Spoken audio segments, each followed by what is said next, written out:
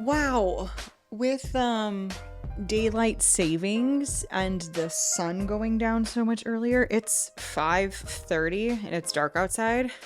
But I have like my lights on in here for those of you who are watching on YouTube. You may even maybe you don't notice a difference, but I feel like I'm on set right now. And during the day when I pull the shades in my office, the lights are bright, but it doesn't feel as bright. Like I literally I f- this feels like far more intense than I wanted to with these lights. But I do appreciate it because I feel like there's less reflection coming from outside because my shades aren't like blackout shades, so there's less reflection on like all of my little background things. For those of you who are not watching on YouTube, I'm sorry, you're like, Kasey, this is not even making sense because I can't see what you're talking about.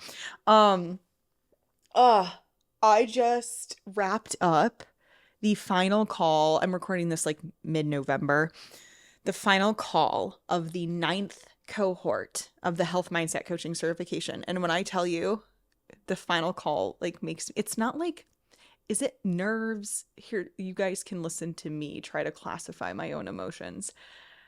Going into that final call, I feel nervous, but it's not nervousness. It's excitement, I think.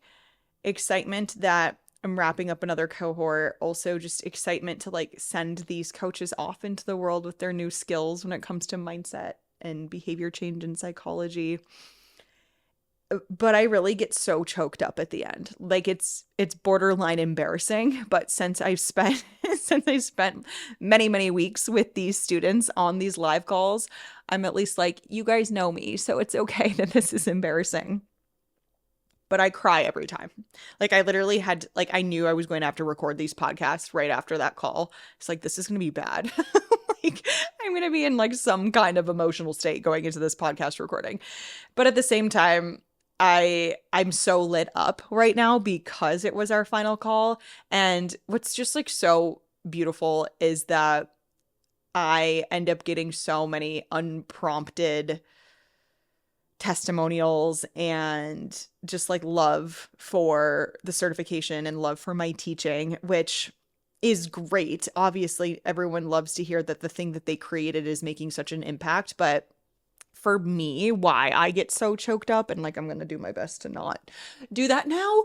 Um I literally got on my Instagram stories after and was like, yep, I failed. I still cried. And then as I was describing why I was crying, I started to cry again. So I'm going to do my best to not do that here. But it really is just the domino effect that it creates because I know coaches don't get the right education.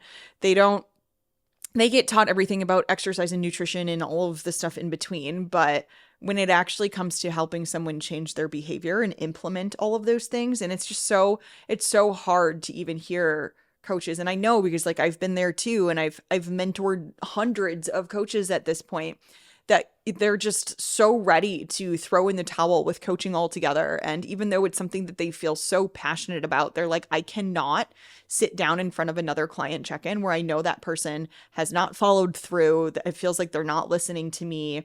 I'm so frustrated because I have all of this education when it comes to nutrition and exercise and what have you, but I don't actually feel like I get to use it because I can't even have like I can't even get through to this person for them to get to the place where I can use all of this like advanced education that I have in these areas. And it's just so tough to hear because I know that there's a solution and the solution's just not being given to these coaches, and that's why the health mindset coaching certification was developed. And then on the other side of that too, it's like all of these clients that aren't getting the help that they need because the coaches don't have the tools and they feel like their hands are tied when there's self-sabotage and self-limiting beliefs and all or nothing thinking. So the clients aren't getting the help that they need, and they're probably fostering even more of a fixed mindset about their ability to be successful because they're working with a coach who can't even help them. So then they feel like, well, it's just me and like I'm a lost cause. And meanwhile, the coach is getting frustrated and they're developing a fixed mindset because they can't help their clients and they feel like it's me, I'm a lost cause. So everyone's feeling like a lost cause, and I'm just out here trying to be like, come to me. Come to me, let me help this because there is a way. So anyway, I don't need to go drone on and on because you guys hear me talk about the importance of this stuff literally every episode. But I do want to share some really like tangible things with you today. And one thing that all of my students can very much attest to is how often I harp on the need, the necessity to ask more questions, to ask more and listen more than you are telling. And it's not just ask more questions, it's ask more good questions. Ask more questions that are going to guide your clients to come to solutions on their own, to boost independence and autonomy, to break through negative thought patterns, to develop a stronger relationship and connection, to ultimately just allow your clients to feel heard. Those are the types of questions you should be asking. And we're going to get into 4 specific types of questions that I view are really the most important categories, I suppose, that you need to be focusing on in your coaching practices. Now, I'm talking about coaching here. I'm talking about health and fitness coaching, right? That's my jam. It's been my jam for a very long time. But that doesn't mean that this can't be applied to other cases. For instance, I'm not just a health and fitness coach or an instructor or a course creator or a PhD in psychology. I'm also a business owner and I'm a team leader. And I use pretty much everything that I teach you guys when it comes to health and fitness coaching, I use in my business when I am chatting with the folks that are on my team and helping them also develop a growth mindset and generally just feel better, be more productive, and everything in between.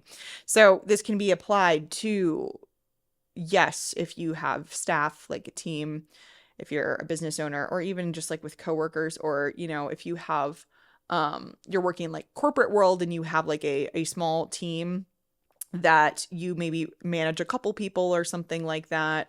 I'm also thinking like with parenting and your kids, like this stuff can be applied everywhere. Even just like supporting your friends and family and knowing what type of questions to ask them to help them arrive at a solution or a conclusion that makes the most sense for them in a certain situation. So really, really important stuff. So with that said, the 4 different types, let me make sure I'm going to look down and read this so I don't mess them up. The 4 different types that I've categorized is exploration questions, visualization type questions, evaluation type questions, and self-determination type questions. And you guys have heard me say the word self-determination a lot because it is kind of at the core of autonomy focused type of coaching. So we're trying to help our clients feel more self-determined and more autonomous in their decision making, in the things that they're doing, because that is what is best when it comes to behavior change and motivation overall. So we'll get to that one last. I just start talking about the 4th one. So the first one is exploration. So these are questions that are open-ended and require more than a yes/no response. And in general, I would suggest more open-ended questions than yes/no type questions. Because if you're just asking for a yes or a no, you're not really getting much out of your client, right? Like, how did you feel like you did well this week? Yes or no, right? Like, yes, I think I did well. Like, okay. And right? Versus like what I was about to say. It's funny. I literally think in open-ended questions. It's almost hard for me to come up with yes, no questions. Like, how are you feeling that you like did this week, right? So asking in that way instead. So some examples of exploration type of questions. The first one is, what allowed that to happen? So when challenges arise or successes are achieved, going back to your client and not just saying like, okay, no problem, let's just try again next week, or that was really great, I'm really proud of you, move on. Instead, asking a little bit more about like, if there was like a challenge or a setback, what allowed that to happen? So what showed up in this week that led to that challenge or setback? Or there's always a reason that something unfolds the way that it does. What do you think that reason was? So we're exploring more of what's going on here. And the same thing for successes. Like, I want to better understand what made you successful this week, what allowed you to achieve that thing. Like, tell me how this was possible. You should be so proud of yourself. I want to hear about this. And that will not only help them just hyper focus on the fact that they are making progress, that they're seeing success, but to dive in and unpack like what made them successful is going to allow them to keep that situation more salient and allow them to be more likely to do it again in the future. I don't know if you guys can hear this. I hope not, but it's very distracting to me. I think that there's a car literally sitting outside my window listening to some form of heavy bass music. Oh my God, it is so loud. Okay, I got to take a quick pause here to talk to you about something very important. Your coaching forms, you know, like your application form, check-in forms, intake forms. You, my friend, are probably missing out on a huge opportunity here because most coaches see these forms as nothing but information gatherers. And I'm here to tell you, they should be doing so much more for you. Your coaching forms should be helping your clients shift their mindset and make behavior changes that actually last. And your forms really do have the power to do that. And I want to show you exactly how inside my recently updated and upgraded DIY workshop mini series, Transform Your Forms. This DIY program is a short series of video trainings from me where you'll learn exactly how to use the science of mindset and behavior change in your coaching forms. So yes, we're talking application form, intake forms, check-in forms, and we'll even dive into your sales calls and exit surveys. This is the easiest, fastest, and most affordable way to start including science-backed strategies into your coaching practices. So it's no wonder Transform Your Forms is actually my most popular DIY program. And now with these new updates, it's even better than ever. Over 700 coaches have already picked up this workshop series. Check out the link in the show notes to learn more. Can you hear that? I'm fist bumping for those of you that are not watching via video. But you probably can't even hear it because these microphones are pretty good. But anyway. So the other type, like another couple examples of exploration type of questions would be what went well or why do you think that that didn't work? So same kind of idea, right? Like what allowed that to happen? What went well? Why do you think it didn't work? We don't want to only focus on fixing things all of the time, right? So when things do go well, we really want to pay attention to that because again, kind of this is part of the original conversation that I was talking about with the what allowed that to happen. But humans have a negativity bias. So we're really good at focusing on what we do wrong and what needs to be better and what was our challenge and setback and what was bad about that situation. We're not so great at focusing on the positive things. So asking clients what went well, like what is the better half of the situation look like, can be really helpful. Or on the flip side, when something doesn't go to plan, taking time to debrief and determine what to do differently next time is so crucial. And I think so many coaches are so quick to just like sweep things under the rug. Like, okay, don't worry. Like you got this next week because we don't want to harp on the negative. And that's fine. But there's a way to focus on what we can learn from a situation without harping on the negative, without making it, you're actually making the negative positive by saying, no problem, there's a lot we can learn from this. And I'm excited to dive in with you. Like, this is going to be really good. We're going to debrief and talk about everything that happened this weekend. If you feel like it didn't go super well, no worries, because if it didn't go well, that's going to give us so much information for you to do even better in the future. See? So there's a way to, there is a way to like pick apart the negative in a positive way. Okay, so next type of questions are visualization type questions. Oh my gosh, I forgot to mention this. This podcast episode has been a little bit like squirrel, but I did want you to know there is a freebie that I developed for you, because as I was putting together this podcast outline, I was thinking to myself, like, this is going to be great. They're really going to enjoy the fact that I'm giving them like specific questions to ask their clients, but it's not to me like the best way to consume this type of content, because hopefully you're not driving and like whipping out your phone and typing down these questions in your notes app. Like, please don't be doing that. And you don't need to do that, because I made you a resource that you can download. So you can see that in the show notes. It's totally free. I'm putting all of this stuff into a PDF format so that you have that. You can go download, you can grab it. And just right now, you can just listen and pay attention to all of the other stuff that I'm saying sort of like around these questions. So don't worry too much about writing down every single question that I'm giving you, because I have done that for you.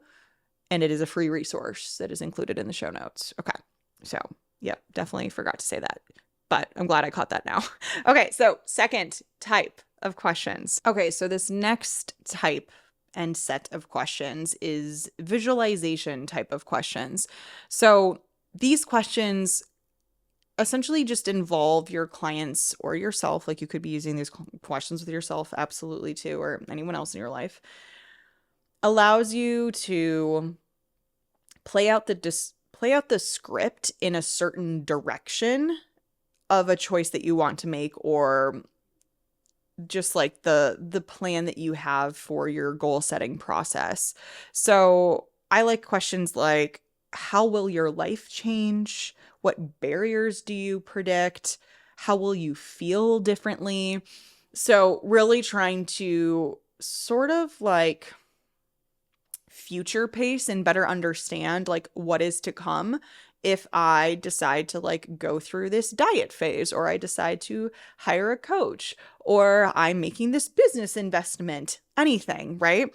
So how will your life change? Like, when it comes to fitness coaching, I even kind of like putting this into an application form so that your clients are already starting to think like, how is my life going to change when I hire a coach, or when I reach my goals? Like, what does that look like? So really spending some time there. Same thing with the other one that I said, like, how will you feel differently? Like, how is this actually going to impact you on a day-to-day, like, emotional level, and how you feel about yourself? Like, really go there, play out the script fully in that direction. But at the same time, we don't want to just only focus on the feel good stuff, right? The barriers and the challenges and the setbacks that are inevitable.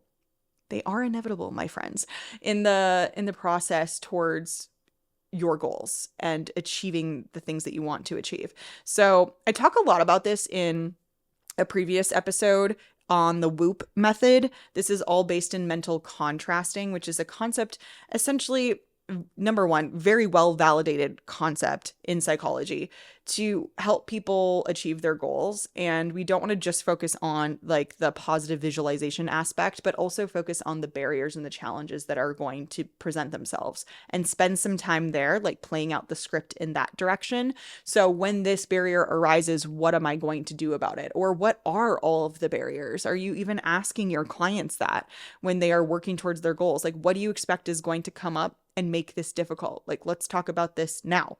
So visualization type of questions, very, very good. Sort of these play out the script, future pacing type of questions. The next one is evaluation type of questions. And these questions are really meant to determine readiness for change, which is so important. People, your prospective clients, your current clients, they're all at different stages of change. In stages of change, it's called the trans-theoretical model, is the fancy research term. But there are different stages that people move through as they work towards creating change and maintaining that change long term. And your clients can move back and forth between these stages, and it's really important to be able to determine where your clients are at. And also, I talk to my students about this a lot. Like, when you're creating content or your marketing and your sales process, you should be of the perspective that there are people in your audience who are at different stages of change, and you need to be able to speak to all of them. So the questions I have here are, do you really want to change? Do you think you can change? On a scale of 1 to 10, how ready are you to change? And saying those out loud, I'm like, they probably sound so freaking basic, which they are. But here's the thing. A lot of people like the idea of working with a coach, or they like the idea of going on a diet or pursuing weight loss or whatever. But how often are those people actually sitting down and asking themselves, am I ready to make the changes necessary to receive this outcome that I'm looking for, to achieve this goal? Am I actually ready to make those changes? I'm not sure enough people are, and that may be at the core of why so many people do end up unmotivated or inconsistent or what have you. And the next most important question after that, even though they sound so basic, they are so important, is do you actually think that you can change? Like these are such simple questions, but they're so big. If you don't actually believe that you can change, but yet you're seeking out change, then you're going to continue to run into barriers and roadblocks. And that barrier and roadblock would be your fixed mindset. Because if you don't think that you can, then you ultimately will not. This is actually like one of the first things historically I've always asked my own health and fitness coaching clients. We've had the mindset discussion day one of, obviously you're here because you're hopeful. You think that this is the answer to whatever health and fitness goal pursuit that you're after, that we're going to help you achieve that. And you're correct. We can, but only if you actually believe that you are capable of doing that. And having that discussion with clients right off the bat is so powerful. And then potentially taking it that one step further with the, on a scale of 1 to 10, how ready are you to change? And I love scaling questions. I know I've talked about scaling questions in the podcast before, but asking someone to assign a number to how they're feeling can provide so much more insight than just a, yes, I'm ready to change, or no, I'm not. So, and also like one person's 7 may be very different than another person's 7. So asking them to expand on that. If you're an 8 out of 10 on your readiness to make changes, what would it take to get you to an 8 or a 9? Or I said 8, right? A 9 or a 10. But also at the same time, if you're an 8 on the scale of readiness to change, why aren't you a 7 or a 6? Like, tell me why you're ready. There's like so much power in some of these questions. Okay, and the last category I have here is self-determination type questions. So these are questions that help boost autonomy in our clients. And this could be a drinking game on this podcast, the number of times I use the word autonomy and say how important it is to help build autonomy in our clients.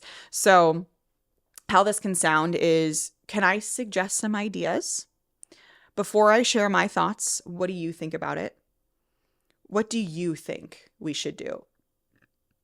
Gosh, I read all these questions back and I'm like, they're so basic, but they're so powerful. And that's what's so cool. So can I suggest some ideas? And I know it seems kind of weird to be the coach and be the expert and be asking for permission to share your ideas with your clients. But the more you can get buy-in from your clients, the better. And especially if it is something that they feel like they're struggling with, or they feel like they're not capable of doing, asking permission first rather than just telling them what to do is always going to work better. Always. So, and you can also kind of put these together. And I said, like, what do you think we should do? Or before I share my thoughts, what do you think about it? All of these type of questions where you're trying to help your clients be in the driver's seat and help them be the ones who are coming to the conclusions, coming up with the solutions, making the decisions. That's what we're really trying to do here with these self-determination, autonomy supporting type of questions. So they could be combined in a fashion of like, hey, I have some ideas for you, but before I share those, I'd love to hear what ideas you have. Or can you tell me about a time where you went through something like this in the past and what you did about it then? And just any sort of way that you can get more buy-in and help your clients be in the driver's seat. Because even still, like if someone's feeling maybe they're giving you like a little bit, clients are giving you a little bit of pushback on doing something or going in a certain direction, but you really are like, I feel like this is going to be really good for them, to ask them if you can share those ideas first. So, hey, I have some thoughts, I have some directions of where we can go, but ultimately you know yourself best. You're the expert on your life and what's going to work well for you. Is it cool if I share these ideas? I know they've worked for other clients in the past, but it's totally cool if you don't want to go that direction. So then they go, yeah, like I want to hear those ideas. I'm down to hear those. You're getting buy-in from the person.